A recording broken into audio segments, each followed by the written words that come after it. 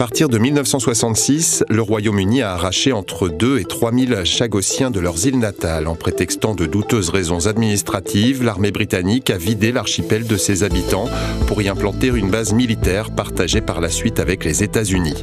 Déportés sur l'île Maurice, beaucoup de Chagossiens ont poursuivi leur existence dans une grande misère, parqués dans des bidonvilles abandonnés par l'État. 60 ans plus tard, cette rétrocession signée n'est en rien un cadeau généreux du Royaume-Uni, soudainement repenti. C'est l'aboutissement d'un long combat mené par les descendantes et les descendants des déportés. C'est une grande victoire que depuis longtemps nous pouvons entendre. Ce n'est pas une victoire aujourd'hui demain. C'est comment tout connaît, c'est la lutte, c'est un long combat. C'est un jour vraiment historique pour la communauté chagossienne. Nous connaissons et n'a pas pour compter en lui, mais nous comptons parce qu'il nous connaît qu'après un combat. Nous pas gagnons rien au plateau.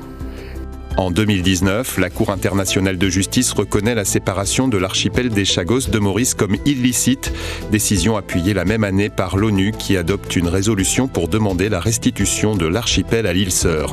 Le processus a abouti hier à la signature de cet accord historique du 22 mai 2025, dont le gouvernement mauricien se réjouit également. Grand jour historique pour nos pays et pour la nation mauricienne. Un très grand jour aussi. Je rappelle quand Maya Anglais détache Chagos de territoire mauricien, illégalement, 60 ans après, Anglais nous obligeait à reconnaître la souveraineté les Chagos. C'est une grande victoire pour nous.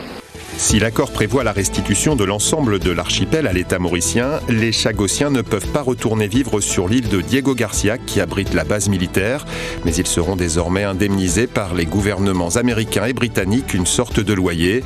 Cependant, les militants chagossiens sont prêts à poursuivre leur combat pour Diego.